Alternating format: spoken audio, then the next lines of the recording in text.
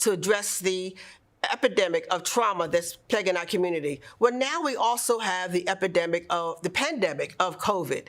So I have two fantastic guests here that are full of information and are good friends of mine, and it's not, they say it's not what you know, it's who you know, right? And so it's easy to talk with people and bring them together to discuss not only just happy days in our personal life, but also to share our resources and our brain power to address the many issues that plague our community. So today, I have here with me my colleague, Council Member Chris Johnson, Esquire of the 7th District. And before I go to my other guests, I just want to stay here with Chris a little bit.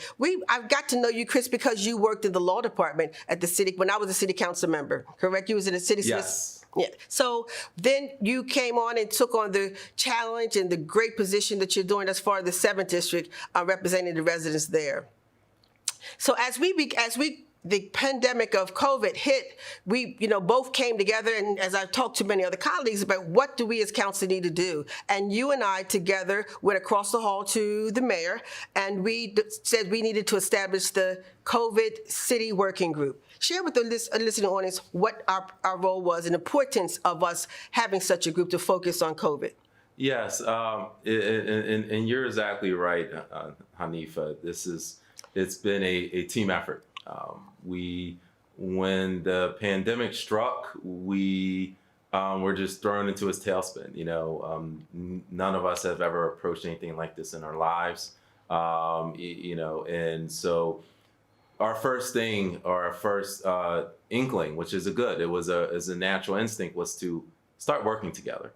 So we reached out across the floor on the 9th floor and reached out to the mayor's office and said, how can we work together to make sure we're on the same page?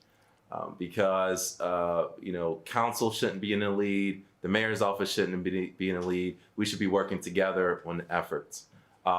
So we started from, I think, probably it was the middle of March until current day. We created this working group, which had folks from their side and folks from the council side and also members of the public, so that we could keep each other informed about what the next step is. Well, because the COVID pandemic, all of the directives was coming from the governor and his executive declarations as to how we are to respond and with the pandemic. But we knew that we still needed to make sure that we were looking at it from a city municipal level. And that's why we thought this was important. And you mentioned the others that was on the COVID-19 City Working Group. We wanted to make sure it was balanced. We had representatives from City Council and from the mayor's office, as well as the community, because we had Maria Matos to represent the Hispanic Latino community, and we had Brother Hanifa Salam to represent our community. So we had a very holistic viewpoint of what was needed. And boy, was there's a lot of things that was needed, because like you said, we've never experienced this before. Mm-hmm. So what things we thought was important was all types of relief, because there was high unemployment and no one was working. We couldn't get access to food. And then the important thing was the testing. How were we going to get testing out to our community to find out where our hot spots was and who was going to organize this information? So share a little bit more about some of the things the City Working Group, and then we expanded, and I'll get to my guests to talk about our expansion in addressing the COVID here in Wilmington. So with the City Working Group, our first plan of action was really to not only figure out how to respond on the ground, but how the city is different. And that really was, how do we communicate to our citizens? Because communicating to Wilmington residents is a lot different than communicating to folks in the county or in Kent County or Sussex County. So we had to figure out, how do we do that? And so with our initiatives, we then worked with the street cleaning teams in the city and also other folks on the ground with community nonprofits to get the information out. So we had flyers, we had posters put up so that folks knew where the testing sites were and where the resources were. Because one of the first initiatives we worked on is just simply food. In the city of Wilmington, working with the mayor's office, we set up over a dozen food sites throughout the city in which folks could get a good meal. Since schools were closed, a lot of the families that were left struggling. And so these food sites were set up, and that was a hub where we could give information. Because we fed our children through our school program food. And so instead of and the after-school program. So to let that food not go to waste, we arranged for there to be food drop-offs so that during the day and in the evening, as the children normally would have gotten food, we still made those things available. But we also gave out, 20,000 masks. That's when the declaration came in that everyone must wear face coverings. And we wanted to make sure that everybody had one. And a lot of people were giving out, tons of people was giving out the disposable ones, but we thought it was important to give the reusable ones so that they always had one. And that was another effort that this city COVID working group put together. Yes, Hanifa. The mask initiative was a huge initiative, and my hat's off to the mayor's office for working with us on that, especially Ashley Christopher Esquire. Mm-hmm. She did just incredible superwoman type effort on this initiative. And we gave out over 20,000 masks. So not only did we give them out to every corner of the city, but we also gave them out to the high rises and the seniors. Because one thing we noticed is that there was this lack of information out there about whether you even needed to wear a mask. So not only did we want to provide the mask, we provided insert to where you can get resources for COVID in the city. So this and it's a blessing, to this day we still see people wearing these masks, and we also have masks for children as well. So we really wanted to keep our citizens safe, and from a city level, a lot of things were out of our control at that time in the early spring. But the one thing we could control was keeping our citizens safe through wearing masks. So I'm extremely proud of that effort, working with you, Hanifa, and the rest of the group and city officials, because that was a great day. It was kicked off over the weekend. It was a Saturday where we gave it out citywide, and then throughout the weeks that followed, we still gave out masks throughout the various food sites. So it was all hands on deck. We called upon all our other friends and partners throughout the city, because with the high rises, that was a collaboration with the Wilmington Housing Authority to ensure that all of the residents had reusable, washable mask. The Parks and Recreation, I know that they use not only just the parks staffing, but they use other members of the city administration staff to make sure that all these food stations were set up and the children were still getting fed.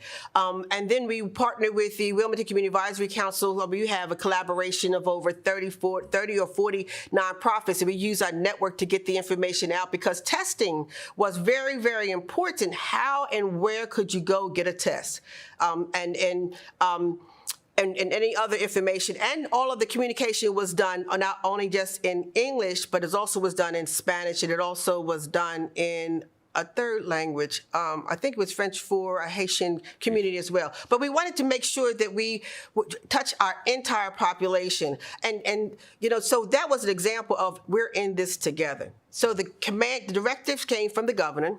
We, the Civic COVID-19 city working group, we worked intimately among city government. But then there was another group that we became partners with, that was this COVID-19 community mobilization group. And that was comprised of about 50 different organizations that came together, because we knew everybody had to be involved to deal with this pandemic.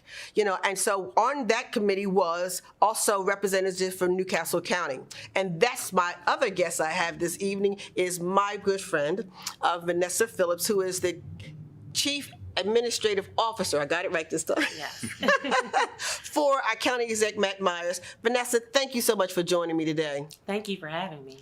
Well, I had to, because there's no way that I can tell the listening audience about what we're all doing, across government. And this is not just our first time you and I have crossed governments and worked together in collaborations. I do want to put a plug in here about that, because you and I making sure that we stay connected, the city government and county government, we work together to get the resources for us to address the lead program, correct? That's right. Right, because the city of Wilmington was not applying for that. We partnered with Newcastle County so that we can use our housing population that's in bad need of dealing with lead, and we're working now with Newcastle County to get that done. Another partnership with you, Vanessa, and it's been a joy. So share with the viewing audience as the Newcastle County government stepped in and took it even to an even higher level in getting testing throughout the city. But first and foremost, I have to thank you, Hanifa, for welcoming Newcastle County to the table to be able to have conversations about what was needed in the city of Wilmington, as well as the greater Newcastle County area, as to the response to the coronavirus pandemic. we were able to apply for federal funds thanks to Senator Chris Coons, Senator Tom Carper, and Congresswoman Lisa Blunt Rochester to receive coronavirus relief funding to distribute to nonprofits, small businesses, and organizations across Newcastle County. We were also able to give a contribution to the city of Wilmington for reimbursements for money that was spent throughout the months of March all the way up until this summer to help financially support the city of Wilmington. So we've been able to do some great work given the money that we received from the federal government. And that's exactly what it's all about, because Wilmington is part of Newcastle County. That's right. And that was one thing that when I got into office, you know, and you and I was having many conversations about collaborations and just things that we both have a passion about, we wanted to make sure that we worked well together to address the issues of that Newcastle County can support the city of Wilmington with. So again, I thank you for that. You know, so with that relief money, that finding and creating a relief fund of some sort was another one of initiatives that the COVID City Working Group felt was essential. How do we ensure that our local businesses and organizations got some type, and not even that, even our residents got some type of relief because of, you know, you're not working, so how do you pay your rent, your mortgage, and your living essentials? So even with that, that was one of our initiatives, and I know there is an announcement we want to share with the public, if you don't know, about exactly that. Did you have anything you want to share about that, Chris? Yes, so there is, so right now, the details will be coming forthwith, but there is the city will be announcing a new program for seniors. To support our seniors who especially are dealing with COVID-19 and providing financial support directly through to them. And on a small business level, we have the Wilmington Strong Fund that the city of Wilmington is partnering with the county and also the state to provide micro loans to small businesses. They can apply on a rolling basis. But the point is to make the application easy and to get money out on the street fast. So I actually started on the west side. It started in my district, working with Westside Grove CDC, and now it expanded citywide. So those are the initiatives we worked on to get money to those who need it and get it quickly. And I believe we've done it successfully, working as a team with the county and with city officials. And listening audience, I want you to know that that was the community themselves being self-resilient and doing something for themselves, and everybody pitching in to start that neighborhood strong relief to fund, correct? Yes, because it started off, with the nonprofit Westside Grows. It started off as a Facebook, more of a Facebook campaign, doing small donor donations. And then it's quickly over 30 days, just grew and grew and grew. Now I think they provided, I believe, over $25,000, $30,000 in small business grants. And that was, again, meant to just cover rent, cover those bills that still poured in to our small business owners, but yet, you know, they weren't getting revenue. So I am really extremely proud of that team effort. And I you know, congratulate them and acknowledge that great innovative thinking. You know, but we know the impact of COVID on our community needs much more than that. And the funding that Newcastle County got from the CARES Act to deal with some of the issues of COVID has now got formatted into some relief fund grant programs. You want to share that information with us, Vanessa? Yes. County Executive Matt Meyer actually established a Newcastle County CARES Act task force. And we formed 6 committees, one to look at issues in our most vulnerable communities so that we can assist them, looking at supporting small businesses, eradicating the virus so that we can deal with a second wave if that would occur, also supporting nonprofits. And the last committee that I'll talk about today is the Health Equity Committee that I co-chaired with community member Alicia Clark. Mm-hmm. We have taken the recommendations from all of the committees and formed grants grant programs that we're actually going to distribute through an application process. So just last Friday, we announced the $10 million health equity grant. Let me see how much that again? $10 million. 10 million. Yes. Yes, so we're talking 20,000 total here. We got $10 million, and that's really going to be a great relief for our businesses. Continue. So this health equity grant will be available to nonprofit organizations, small businesses, faith-based organizations that are focusing on addressing health inequities in the Black and Latino communities within Newcastle County. We did a lot of research starting June 18th of this summer on how vulnerable communities were impacted by the coronavirus, a lot more than our greater communities because of underlying health conditions like obesity, hypertension, and also, I'm forgetting one, I think I said diabetes, hypertension, and obesity. But we talked about how we can help those communities and provide grants to people who are already doing the work to address those concerns within our community. So I'm excited about that application process. It actually launched yesterday on our Newcastle County website. So that means they heard it first here on Hanifa Up Close and That's Personal. right. Okay, because we're on top of the Yes, cutting edge yes, things. breaking news. Breaking news, right. So the application process will be open until Friday, September 11th. So I'm hoping that people will go on our website, find out how to apply. We've also recently announced a food distribution grant. We are giving $1 million, I think it's $1.5 million, to food distribution organizations that are providing food for the most vulnerable in our communities. We have announced today a school distance learning program for principals to apply for money to support their classrooms. Another first you've heard here on Hanifa Up Close and Personal. That's right.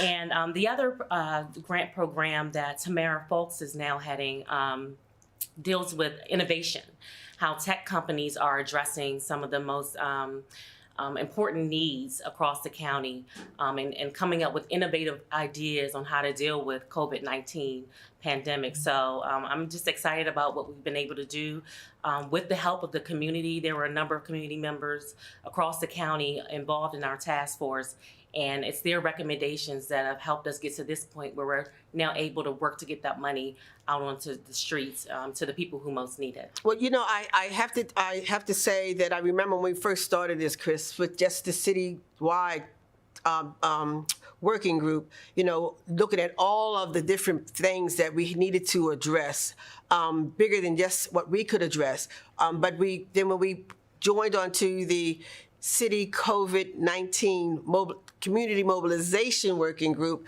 that's where we're able to establish I would almost say, and I have to say this, that I think the foundation of where County Executive Morris is taking the testing initiative kind of started from the foundation that we made with the mobilization working group. And it actually takes me back, and CAO Phillips just hit it perfectly, talking about the inequity with this pandemic. And I remember when we had meetings, I think every other day during the early phase of this pandemic. And I remember the data we were talking about. We were talking about the data and how the state was not tracking racial breakdown.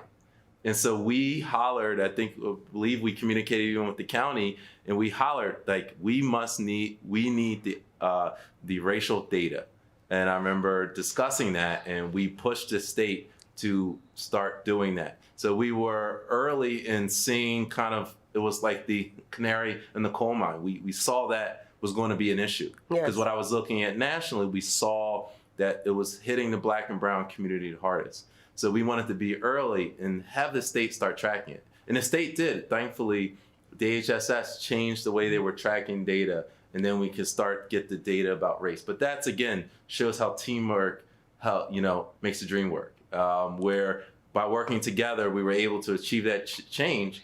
and do it in a short amount of time to save lives. And sharing that voice across all levels of government was important. You know, when we formed, we actually had the city working group, so we were focused in on the needs of what the city purview was responsible for, but we know that there was needs that we needed to reach out to other levels of government. So having you at the mobilization team and also representatives from the state on our team, we were able to really see what was necessary. And you said the word nicely. You said we hollered. I think we screamed a little bit also because of, you know, that information wasn't being done, and we sometimes feel, you know, that our voice was not heard about the importance of what Wilmington, the largest city, needed, which is somewhat different than some other municipalities. So we really did have to say it nicely. We did holler and we screamed, and I recall to the point where, you know, we even the governor gave us our personal phone call. We're talking to us and members of council, and I was like, well, Governor, you have to explain something to me because I just don't understand.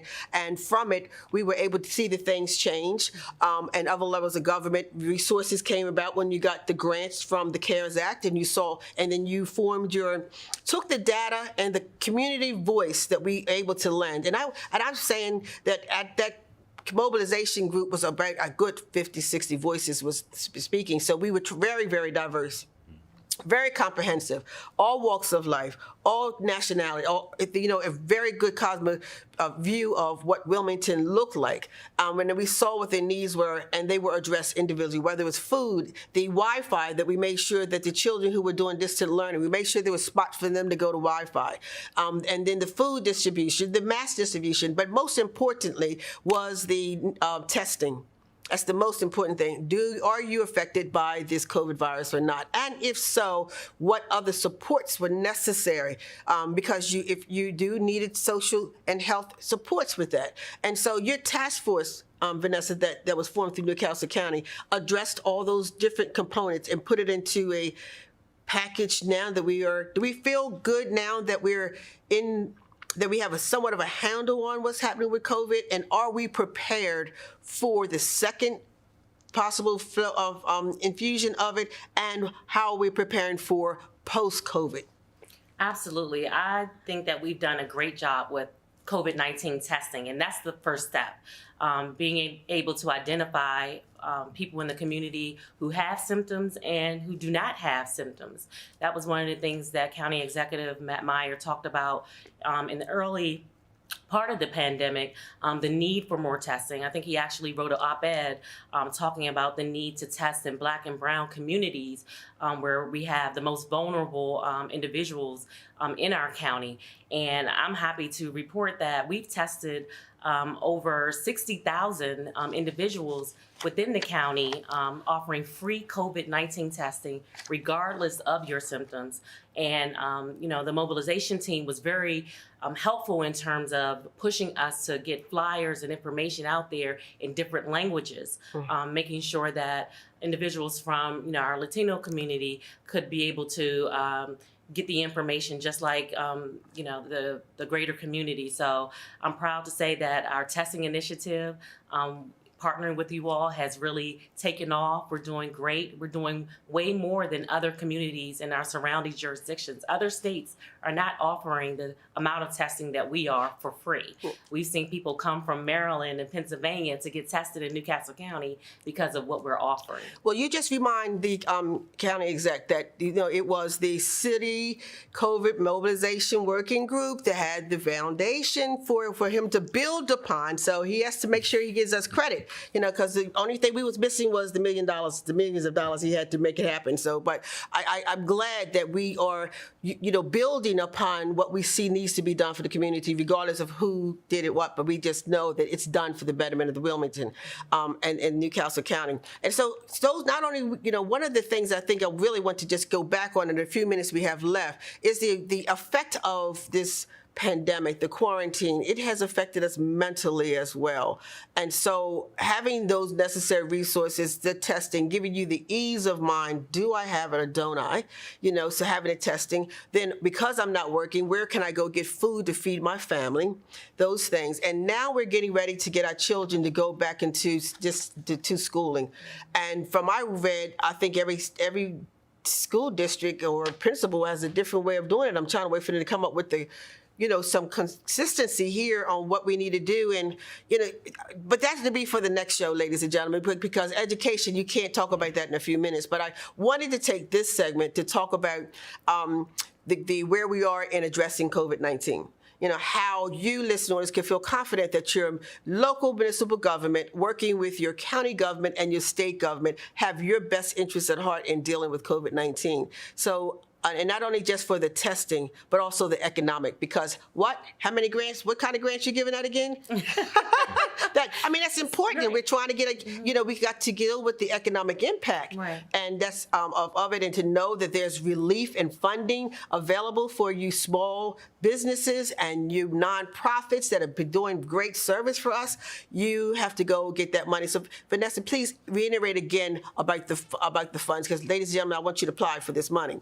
So I failed to mention the housing assistance program. So we just announced a $100 million grant with partnership with the state for housing assistance. So we have housing assistance that you can apply for, as well as an innovation grant for innovative ideas on how to address the coronavirus pandemic. Health equity grant, we have $10 million available to small businesses, nonprofits, and faith-based organizations that are doing the work to address health inequities. We're also supporting small businesses through a small business grant with the state, as well as a food distribution grant for people who are distributing food to our most vulnerable communities. Well, that's wonderful. So, ladies and gentlemen, I know that was a lot, but check on my Facebook page or Councilman Johnson's Facebook page, and also The county's website. The county website for all that information, because in this together, we're going to get through it. And I think it's this type of collective conversation, collaboration, and working together, we are addressing this COVID in Wilmington and Newcastle County and the state of Delaware. We're going to come out strong because we are, the Diamond State? That's right. The first state. The first state. So we do a lot of things first, Exactly. So I just want to thank you both for coming on. Chris, you've been a great ally on city council. Your expertise and your legal background really adds to us being a stronger legislative branch. And I feel great confidence that Matt Myers has the best CAO in the world, working along with him and my friend Vanessa Phillips, Esquire. Thank you both for coming on Hanifa Up Close and Personal. And ladies and gentlemen, go after those relief grants, because we're going to get past this and things are going to get better. So stay tuned for the next upcoming Hanifa Up Close and Personal. And thank you for tuning in.